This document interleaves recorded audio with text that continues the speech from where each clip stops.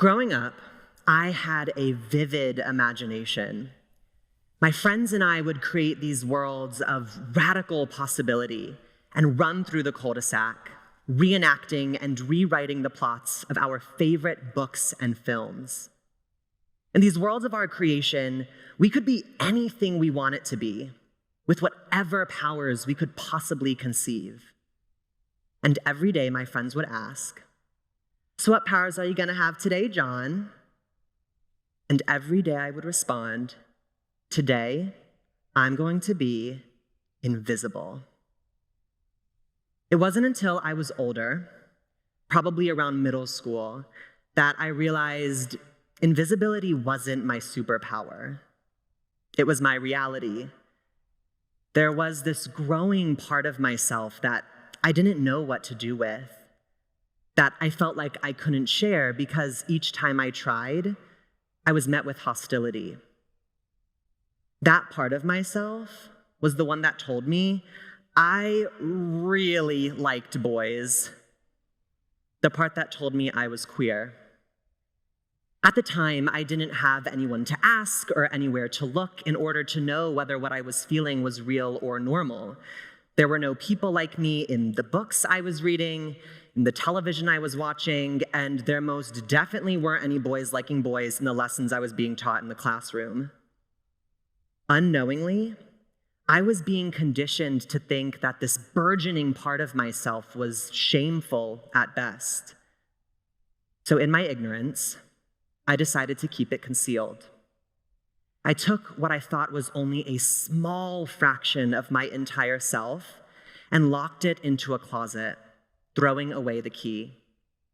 I had reverted back to my misguided childhood superpower and made myself invisible.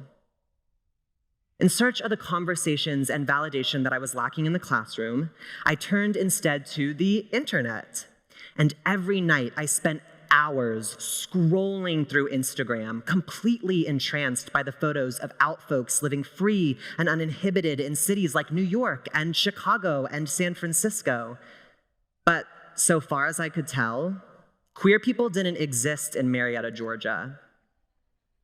That is until one day, I came upon a photograph posted by one of my favorite Instagram accounts, @LGBT_history.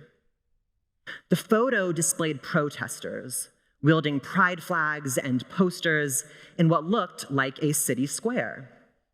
Upon further inspection, I came to recognize the gazebo in the photo's background as none other than the one in the city square of my hometown. I was instantly elated to see a picture of queer protesters at a site that I had visited numerous times growing up. But as the elation began to fade, I became angry. I couldn't understand why after nearly 17 years of growing up miles down the road from this site, I had never heard of the protest. I never even knew that queer organizers were working in my city decades before I had the chance to do so myself. I couldn't understand why the contributions of my local queer siblings and elders were being erased, were being made invisible. In our society, invisibility is pervasive. Since its conception, our country, through our education system, has worked to erase the stories of marginalized folks in order to serve the colonial narrative of American nationalism. Whether through force, like in the case of the Muskogee Creek and Eastern Cherokee peoples whose stolen land we unlawfully occupy today, through legislation, like in the case of Black and incarcerated populations, or through academic erasure, like in the case of LGBTQ2S people everywhere. Invisibility has and continues to implicate itself in violent and dangerous ways. In short, intentional invisibility in this country is lethal. But it doesn't have to be this way.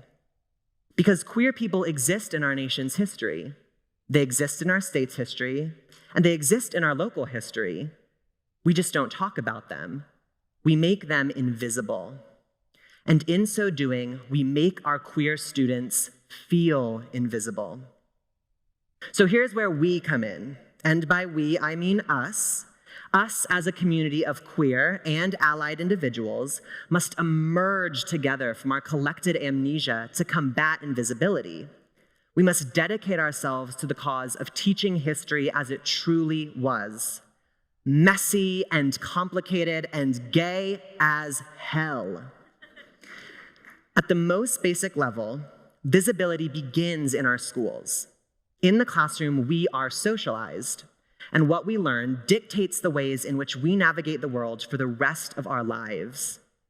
Fundamentally, schools are meant to inspire discovery, quench curiosity, and equip students with the tools needed to help them think critically about the world around them. However, despite these goals, our public education system does quite the opposite. Instead, our schools work to support a status quo that is explicated by the histories we teach, those that are undeniably white and straight. This narrowly defined curriculum leaves the most vulnerable students, queer students and students of color, sidelined or erased completely, creating dangerous environments, both in the classroom and otherwise. According to GLSEN, 59% of LGBTQ2S students reported experiencing discriminatory policies and practices at school. Additionally, 84% of trans students reported feeling unsafe, and 86% of all queer identifying students reported being bullied, harassed, or assaulted at school. Should a student feel unsafe, not only does that affect their ability to learn and grow academically, but it permanently affects their psyches for the rest of their lives. For when we erase entire groups of people from our history books, it makes it that much easier for us to erase those same groups of people from our world entirely. Now, in order to envision a future of academic inclusion, we must first understand how academic standards come into being. In Georgia, the State Board of Education approves our public school curriculum. Of the board's 15 members, 4 are women, 3 are Black, and only 5 are former classroom educators. Let that sink in. The people you see on the screen above me determine what children in our school system learn. They determine whose histories are told, whose accomplishments are acknowledged, and whose presence is celebrated. I use the state of Georgia only as a case study. School boards all over the country tend to look fairly similar, and unfortunately for us, have no vested interest in the protection of queer students, much less their stories. As it currently stands, only 5 states legislatively require the contributions of LGBTQ2 folks to be taught in the classroom.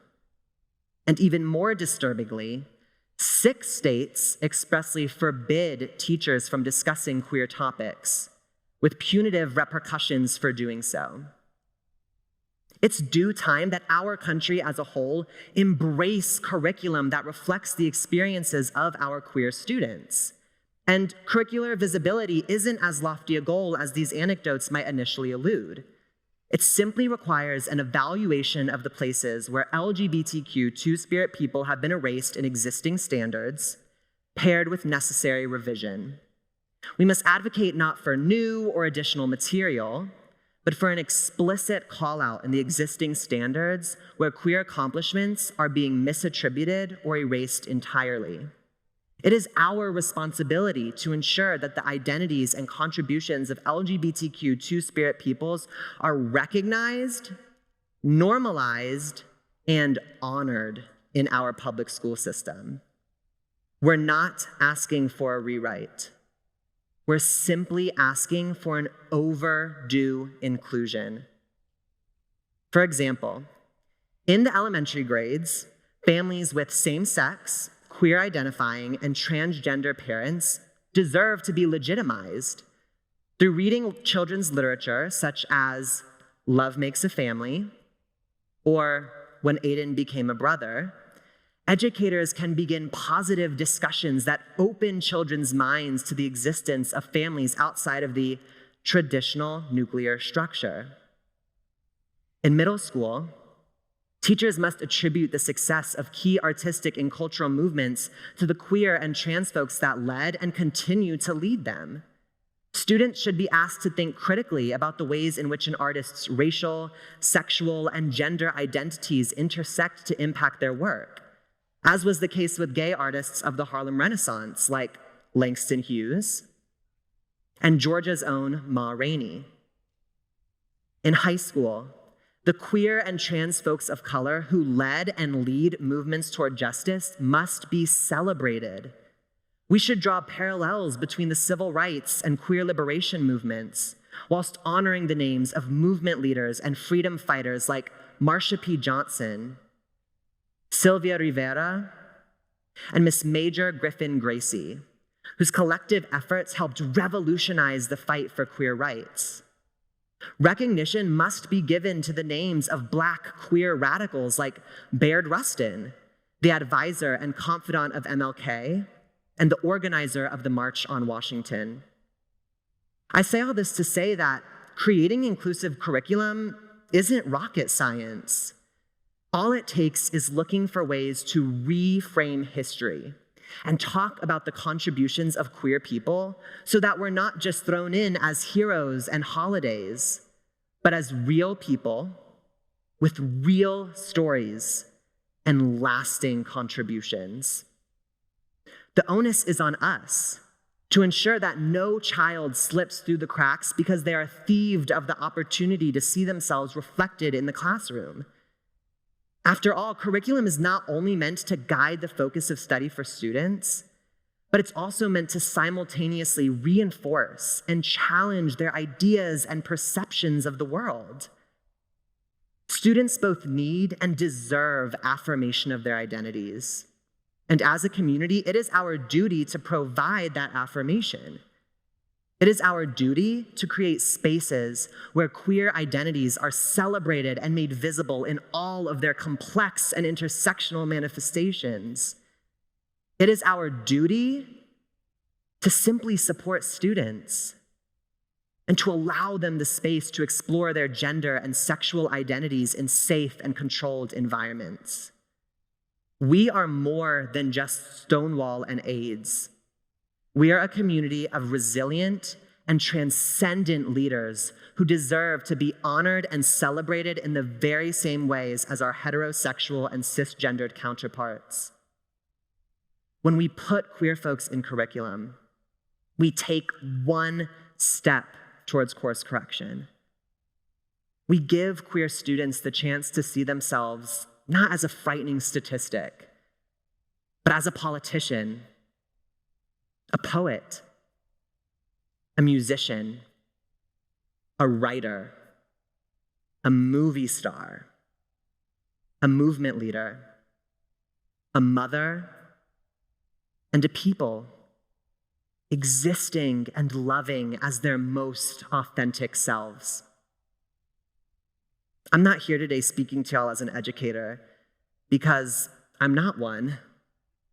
I'm not here today speaking to y'all as an activist or even as a content expert. Trust me, I am far from both. I'm simply here speaking to y'all as John Jardin, as a gay student, as that little John who wanted to be invisible and longs to be invisible no more. Because I have too many queer siblings for whom invisibility is an inevitability. We must collect and share queer stories. We must buy from and support queer artists, read queer literature, watch queer film and television, study queer activists, and not just the palatable ones. and engage in challenging discourse about the experiences of folks outside the margins. After all, we are everywhere. We've always been everywhere, and we aren't going anywhere. Thank you.